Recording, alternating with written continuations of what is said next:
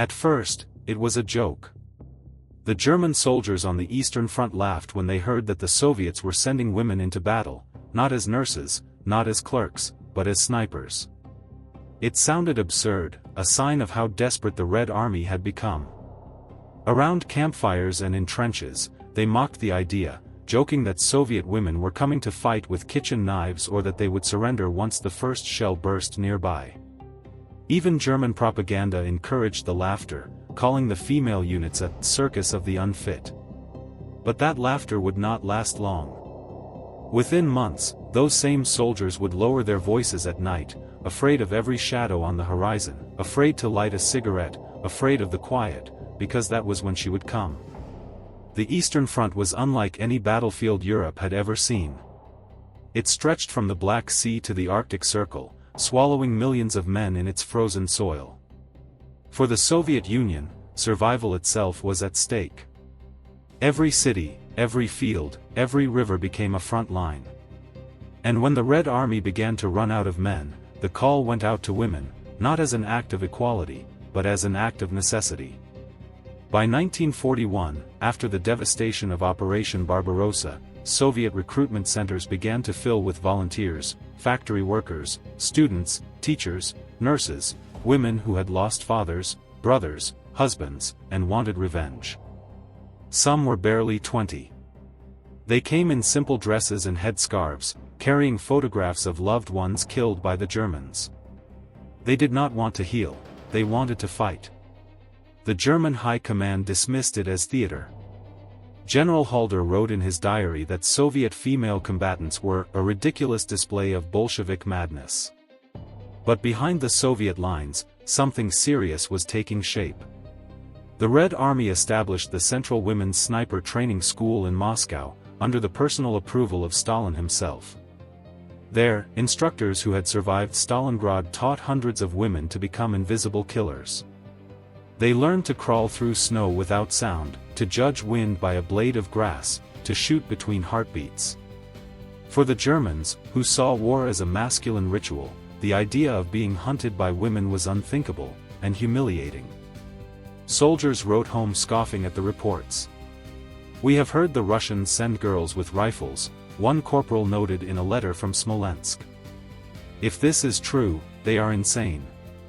But the insanity belonged to the battlefield. By the winter of 1942, the laughter began to fade. German patrols started losing men, not to artillery or ambush, but to single, precise bullets fired from nowhere. A lieutenant was struck in the throat while smoking. A machine gunner dropped mid-sentence. Officers ordered their men to stay low, to move only after dusk, to avoid raising binoculars. The rumor spread, the Russians have women snipers. At first, no one believed it. Then came the proof. Bodies found with bullet holes clean through their helmets, hidden nests discovered in the ruins of Stalingrad and the forests around Leningrad. Scouts swore they had seen the shooters, small, slight figures in padded uniforms, lying motionless in the snow for hours. The laughter had turned to whispers, and the whispers to fear. The same soldiers who had once mocked the girl snipers now prayed not to cross their scopes. For these women had not come to prove equality or heroism. They had come for vengeance, and their aim was perfect. On the Eastern Front, every night grew quieter, every step heavier, every puff of smoke more dangerous. Somewhere out there, beyond the line, a woman waited behind her rifle, patient as death. The Germans had laughed once. They would not laugh again. When the first women arrived at the Central Women's Sniper Training School in Podolsk, near Moscow, many were barely old enough to vote. They came from all over the Soviet Union, from factories in Leningrad, farms in Ukraine, universities in Moscow, and even small Siberian villages. Some were athletes and hunters, others had never fired a weapon in their lives. What united them was rage. They had seen their families killed, their cities burned, and their homeland invaded. Revenge was not an abstract idea to them, it was a calling. The school was founded in 1942, when the Red Army could no longer deny the value of its female volunteers. Hundreds of women had already proved their courage as medics and partisans. But this was different. This was the art of killing, precise, patient, personal. Over the next 2 years, more than 2,000 women would graduate from the sniper program, each trained to be a weapon of silence. Their days began before dawn. The recruits marched in mud, their rifles slung across thin shoulders. They practiced crawling for hours through wet grass and snow, learning to move slower than the wind. Instructors taught them how to make camouflage from torn uniforms and scraps of cloth, how to blend into tree lines and ruins, how to become invisible. A careless breath could betray them, a snapped twig could mean death. The weapon they learned to love was the Mosin Nagant Model 1891 and 30 sniper rifle, equipped with a PU scope, heavy, simple, reliable. Each woman learned to disassemble it blindfolded, to adjust for wind and distance, and to fire not with emotion, but with calculation. A sniper's heart must beat evenly, one instructor said. Anger kills your aim. They learned patience that bordered on cruelty, waiting motionless for hours, sometimes days, for one perfect shot. Inside the barracks, the atmosphere was a strange mix of discipline and humanity. The women wrote letters to mothers and lovers, sewed patches on each other's uniforms, and whispered fears they would never admit aloud. Many still looked like schoolgirls, their braids tucked under caps. But behind their eyes was something the instructors recognized, the steel that only war could forge. One of the trainees, Lyudmila Pavlichenko, already a veteran from the fighting around Odessa and Sevastopol, visited to share her experience. She was quiet, modest, her uniform plain, but her legend had already spread, over 300 confirmed kills.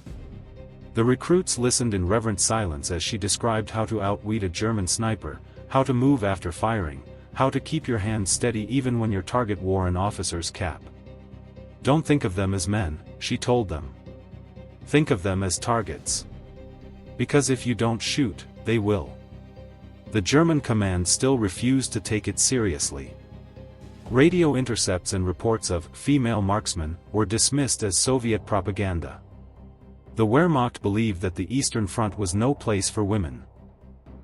Yet every week, more German patrols failed to return. Graduation from the sniper school was a solemn ceremony. Each woman received her rifle, a Red Army badge, and a small booklet for recording kills. There was no celebration, only a promise.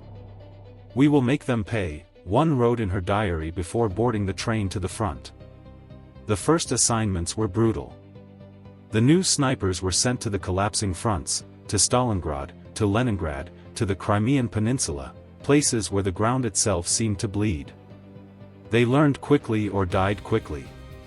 But those who survived became something more than soldiers. They became predators of the battlefield. The Germans still laughed, but less often now. Rumors were spreading of a female devil haunting the ruins of Sevastopol. Another unit near Smolensk reported that their commanding officer had been shot clean through the eye. The reports listed the same detail again and again, only one shot was fired. The Soviet women were coming, and the war was about to meet them. Their baptism by fire came in the ruins of Sevastopol and the inferno of Stalingrad, two names that would define not only the fate of nations but also the legend of the Soviet women snipers. By the summer of 1942, the war had already consumed millions. The Germans, confident after victories across Europe, advanced deep into Soviet territory. Their propaganda mocked the Red Army's resilience, calling its defenders peasants with rifles. But inside the shattered cities and smoking forests of the East, the Soviet Union was quietly preparing its deadliest counterattack, not with tanks or planes, but with patience, silence, and a steady finger on the trigger. Sevastopol was the first proving ground. Among the defenders was Lyudmila Pavlichenko, a 26-year-old history student turned killer. She had joined the Red Army after the invasion, trained briefly, and was now stalking Germans through the cliffs and rubble of Crimea. Her camouflage was simple: rags, mud, and patience. She would crawl into position before dawn, sometimes lying motionless for 18 hours, waiting for the flicker of a German helmet or the glint of a rifle barrel. Each shot she fired was measured, deliberate, final. When the Germans captured Sevastopol's outer defenses, their soldiers found dozens of German corpses with neat, single-bullet wounds to the head and chest. Intelligence officers were baffled. These kills were not from machine guns or artillery but from skilled, distant snipers. The Russians are using trained assassins, one German report noted.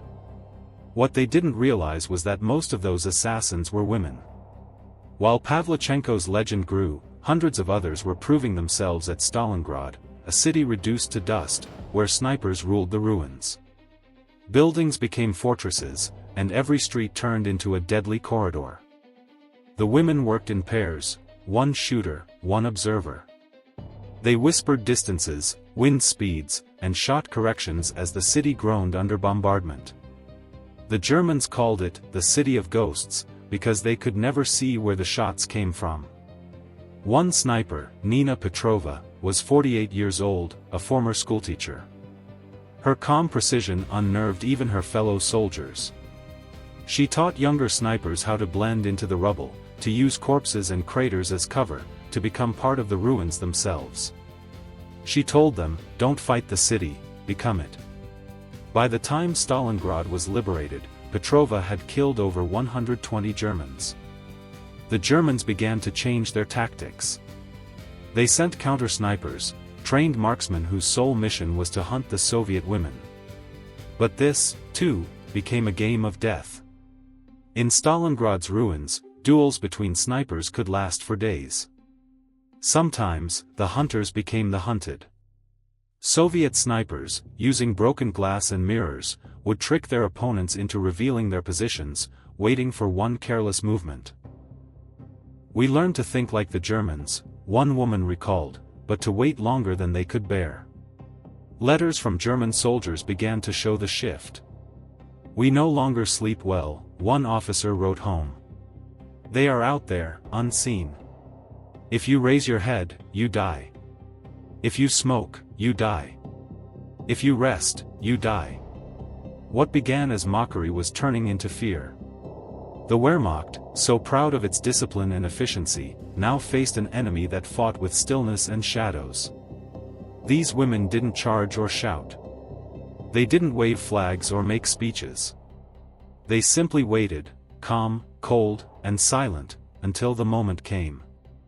Then a single shot, a small sound in a sea of thunder, would change the shape of a battlefield. By the end of 1942, the women snipers were no longer an experiment. They were a weapon. And every German officer who dared to laugh at them soon learned the same lesson, that death on the Eastern Front could come from a face he had once thought incapable of war. By 1943, the German army had stopped laughing. The front had frozen into a stalemate of fear, and whispers of Die Russischen Tüpfelinnen, the Russian she-devils, spread through the trenches. The Soviet women snipers had become something close to myth, part propaganda, part nightmare, part grim reality. They struck at dusk, at dawn, or in the lull between bombardments. Their rifles spoke only once, but that was always enough. The snipers worked in pairs, an invention born from necessity.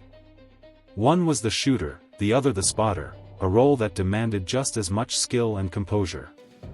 They moved like shadows, crawling through mud and snow, communicating with hand signals or a faint tap on the shoulder. A pair might spend an entire night moving less than 50 meters, freezing under branches or corpses, holding their breath when patrols passed just feet away. Their patience was legendary. Many could wait 18 hours for a single clear shot.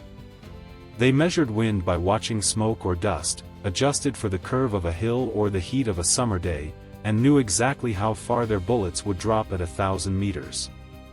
They didn't waste ammunition, every bullet had a name. One of them, Tatyana Kosterina, became famous for her nerve. During an offensive in 1943, her position was discovered by German troops. Instead of fleeing, she waited until they came within 20 meters, then shot the first officer, crawled through gunfire, and escaped into the forest, only to return at night and eliminate the rest of the patrol one by one. When her comrades found her hours later, she was still covered in snow, her eyes distant, her rifle warm. The Germans soon learned that traditional counter-sniper tactics were useless. They tried artillery bombardments, flamethrowers, even hunting patrols, but the women were ghosts. They could disappear into the landscape, melting away between the branches or blending into ruined walls. Some used animal calls to mask their movements, others tied rags soaked in mud to their rifles to hide reflections. Fear began to erode discipline. German soldiers stopped lighting fires at night or wearing their insignia near the front. Officers ordered helmets to be kept low, and cigarettes to be lit only under cover. The smallest mistake, a flash of glass, a silhouette on a trench line, could mean death. Soviet command understood the psychological power of these women. They began assigning snipers specifically to demoralize enemy units. Orders would identify key targets, officers, radio operators, medics. Every successful kill caused panic, confusion, and hesitation. A well-placed sniper, one Red Army report read, can silence a company more effectively than a platoon of guns. And yet, despite their skill, the women lived harshly. They slept in dugouts shared with lice and rats, ate cold bread and tea, and treated frostbite as casually as a cough.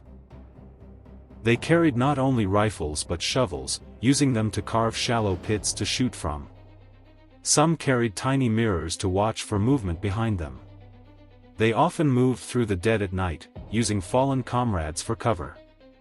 "The corpses are our camouflage," one wrote. "They no longer feel, and neither can we." But they still felt, deeply. Many kept diaries, hidden between rifle cleaning kits and ration tins. In them, they wrote not about glory but about endurance, fear, and guilt. "Every time I shoot," wrote sniper Rosa Shanina, "I feel both pride and sorrow.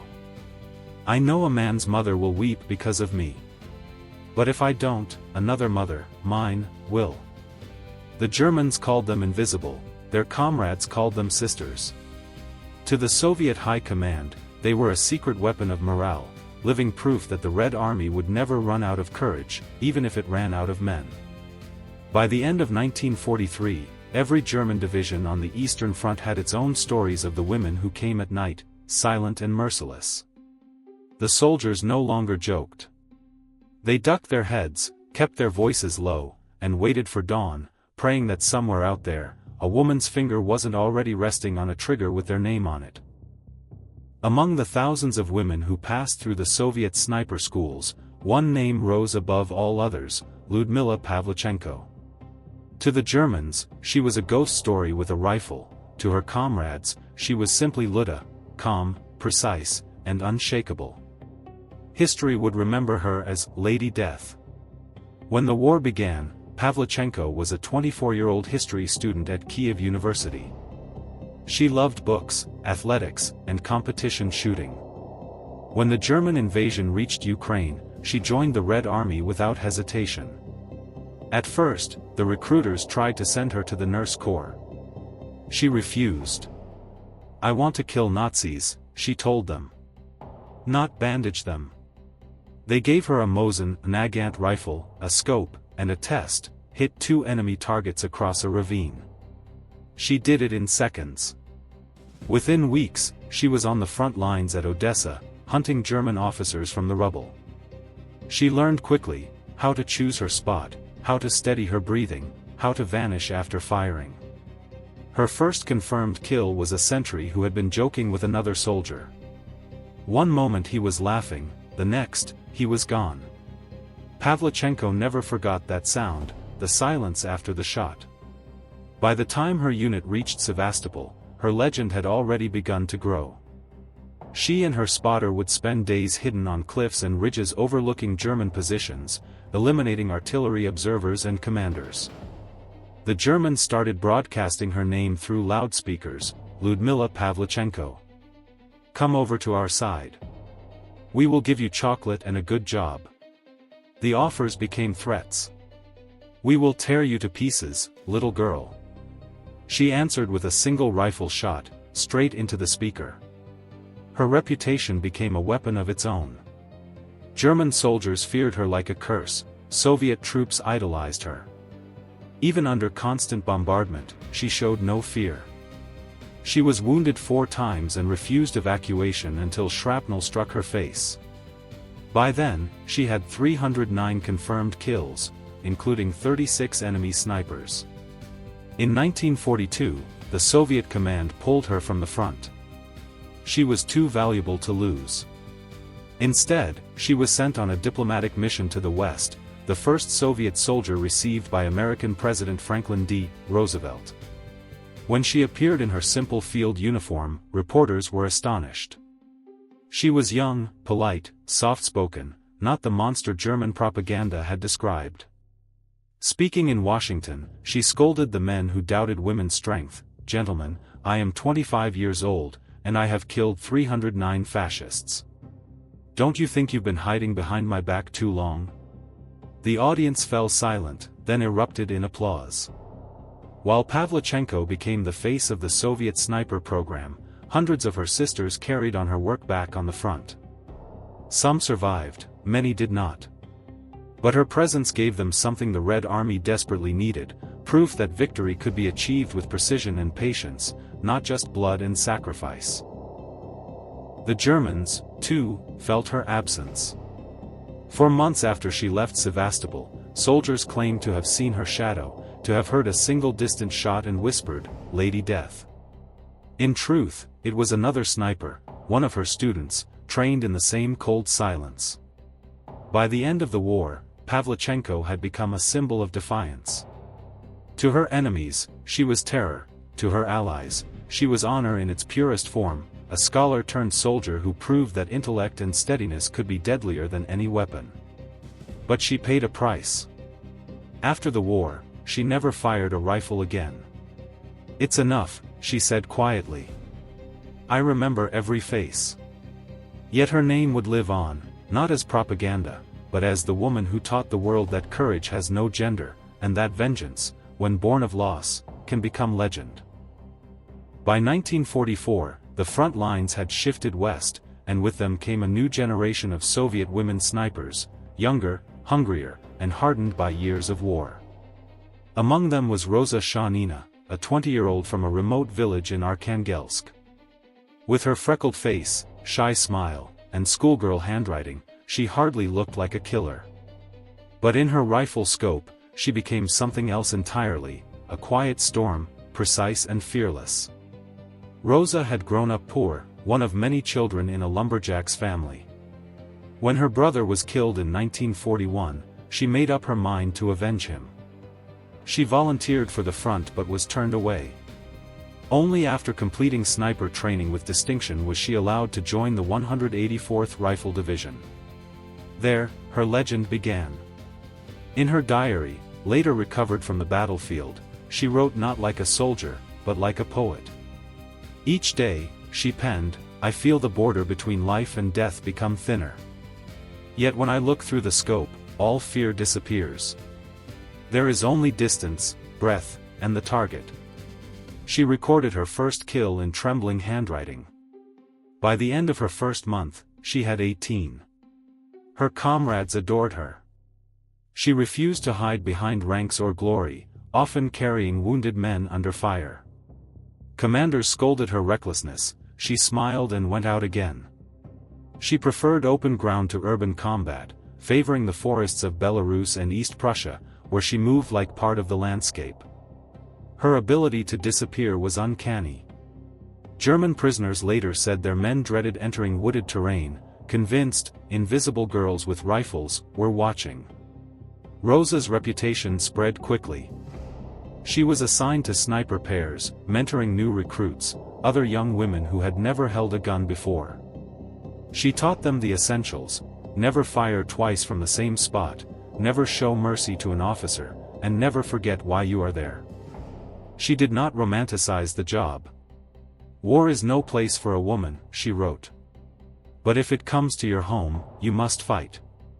By late 1944, her confirmed kills exceeded 50. Soviet propaganda turned her into a symbol of youthful heroism. Photographers came to the front to capture her image, the girl with a braid, rifle in hand, eyes calm but unreadable. The Germans, by then, had learned her name. Reports from the East Prussian front mentioned a red-haired female sniper, who moved like a fox in the snow. But behind the fame, Rosa was tired. Her diary entries grew darker. "We are all living on borrowed time," she wrote. "The war takes everything, sleep, laughter, even the will to dream." She had seen too many friends die, too many faces vanish in smoke. Still, she refused to leave. "A sniper does not abandon her comrades," she said. In January 1945, as the Red Army stormed East Prussia, Rosa was struck by shrapnel while shielding an injured officer. She died 2 days later, at 20 years old. Her body was buried near the battlefield, her rifle placed beside her. Her commanding officer wrote in his report, "Comrade Shanina fell as she lived, in front of everyone." When her diary was found, its final entry read, "I am not afraid of death. I am afraid of forgetting why we fight." Her story captured the soul of an entire generation of women who had traded youth for duty. She became the face of their sacrifice, the proof that courage could wear a braid, that vengeance could have soft hands, and that in the mud and horror of war, humanity still flickered. By the war's end, the Soviet Union counted over 2,000 trained women snipers, of whom more than 500 were killed in action. They fought without armor, without comfort, and without mercy. And though history would remember only a few by name, they all shared the same grim oath: one bullet, one life, one more step toward victory. Rosa Shanina's rifle now rests in a museum in Moscow, a quiet weapon that once carried the echo of a young woman's heartbeat, steady and unbroken until the end. By 1944, German soldiers had stopped scoffing at the idea of Soviet women in combat. The laughter that once echoed through their camps had been replaced by an uneasy silence. The stories of Lady Death and the Red Fox of the East had traveled across the front lines like wind, names spoken with the same dread reserved for artillery or tanks. The soldiers of the Wehrmacht no longer feared only ambushes or mines, they feared the stillness itself. For in that silence, death often waited, and it wore a woman's face. The effect of the women snipers on German morale was devastating. They did not fight in numbers or with spectacle, but with psychology. They made every German soldier feel watched, even when no one was there. Men refused to raise their heads from trenches. Cigarettes went unlit for fear of the brief flash that might betray them. A single shot could paralyze an entire unit for hours. "The air itself feels dangerous," one German wrote home. "The forest watches us." These women had become masters not only of marksmanship but of terror. They studied their prey like hunters, watching for patterns, movements, habits. They could tell a commander from a soldier by how he walked or how he pointed. Many specialized in eliminating officers, radio men, and artillery spotters, targets whose loss would sow confusion. Their every kill was strategic. The Red Army knew it, and the Germans knew it too. To counter them, German divisions began deploying counter-sniper teams. They combed forests, rooftops, and ruins for signs of movement. Some even used captured Soviet women to try to lure their comrades into traps. It didn't work. The female snipers were too disciplined. They had learned to disappear completely, to leave no sound, no scent, no trace.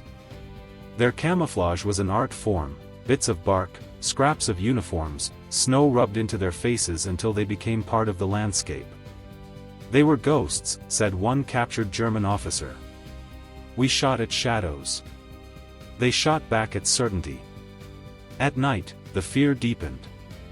Patrols moved in silence, avoiding open ground. Some soldiers swore they could hear whispers in Russian from the darkness, real or imagined, it didn't matter. Panic bred superstition. German troops began calling the Soviet women snipers Nachthexen, night witches, the same nickname given to the all-female bomber regiment. To them, the women with rifles and the women in planes became part of the same nightmare, death arriving quietly in the dark. In the villages and forests of Belarus and Ukraine, partisans joined them. Many women snipers, cut off from regular units, fought side by side with guerrilla fighters, harassing German convoys and assassinating collaborators.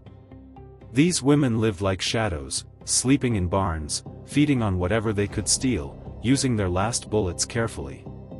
For the Germans occupying those regions, every road became dangerous, every window a threat. Even hardened German officers began to acknowledge their skill. In diaries recovered after the war, several accounts mention the female plague or she-snipers. One commander wrote bitterly, "They are patient, disciplined, and precise, more than our men. We underestimated them, and now they are killing us one by one." Behind the lines, Soviet propaganda embraced the legend. Posters showed female silhouettes in snow, rifle poised, with the words, "One shot, one fascist." The message was simple and true. The women snipers had turned the Germans' early ridicule into the Red Army's psychological advantage. But for the women themselves, there was no triumph in it. They saw what their bullets did. They saw how the war had changed them. In letters home, they wrote not of pride but of endurance. "We are not angels or demons," one sniper wrote to her mother. "We are soldiers. We just want this to end." Still, they kept fighting. Their duty was survival, not glory. And in their silence, they reshaped the enemy's understanding of fear. By the winter of 1944, the German front lines were collapsing. In the snow-covered forests of Poland and East Prussia, the women snipers followed the advance, always near the edges, unseen but always present. Every shot they fired carried the weight of all the laughter, mockery, and disbelief that had once followed them, now paid back in full, one bullet at a time. When the guns finally fell silent in May 1945, the war that had devoured an entire generation came to an end. But for the Soviet women snipers, the silence was not peace, it was emptiness. The women who had once been the invisible terror of the Eastern Front found themselves returning home to a world that barely recognized them. Their rifles were taken away, their uniforms folded, their names forgotten by the very nation they had defended. They returned to a Soviet Union exhausted and scarred.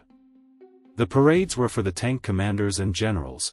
There were no medals or speeches for the women who had waited motionless in the snow, who had counted their victories one heartbeat at a time. Many came back to find their homes gone, their families buried under rubble, their youth spent in mud and fear. Some went back to school, some married, some vanished into the quiet anonymity of peacetime life. But all of them carried the same burden, the memory of the faces they had seen through their scopes. In post-war years, few spoke of what they had done. The state preferred heroes who charged, not those who hid and waited. Official records listed the number of kills, but not the cost. The women themselves rarely spoke about it. "We were not heroines," one veteran said decades later. "We were simply soldiers who did not have the luxury of being afraid." Lyudmila Pavlichenko toured the world, honored abroad but often dismissed at home. She lived a quiet life in Moscow, giving lectures to young cadets, her rifle long since retired. She struggled with depression, haunted by memories of every pull of the trigger. When journalists asked her how she survived, she answered simply, "I had good aim." Rosa Shanina's diary was found and published, her words immortalized as the voice of youth stolen by war. Others, like Nina Petrova and Tatyana Kosturina, lay in unmarked graves far from home. But their legacy endured in silence. Military historians later confirmed that the Soviet women snipers had among the highest kill-to-shot ratios of any combatants in the war. Together, they accounted for over 12,000 confirmed kills. Their precision and discipline saved countless Soviet lives, destabilized German command structures, and changed forever how modern militaries viewed women in combat. The laughter that once greeted their arrival had turned into awe, and, eventually, respect. German diaries found after the war revealed a grudging admiration. One soldier wrote, "They were not women to us. They were shadows. They were the war itself. Another confessed, it was easier to face artillery than to cross a forest they watched. Years later, when historians pieced together the full story, it became clear that these women were not merely symbols of Soviet resilience, they were pioneers of modern warfare. Their courage had reshaped the very psychology of battle. They had turned patience into a weapon, silence into strategy, and grief into precision. Many lived into old age, gathering occasionally at reunions, their hair gray but their eyes still sharp. They would sit in circles, polishing old medals, drinking tea, and telling the same stories, not of glory, but of endurance. "We were not born to kill," one veteran once said softly, "but we had no choice. The war came for us, so we became its hunters." When they died, most were buried without fanfare, no generals, no speeches, only the echo of their own history. But their story remained, passed quietly from veteran to historian, from archive to screen. The German soldiers had laughed once, at the thought of women with rifles. But as the years revealed, those women had been more than soldiers.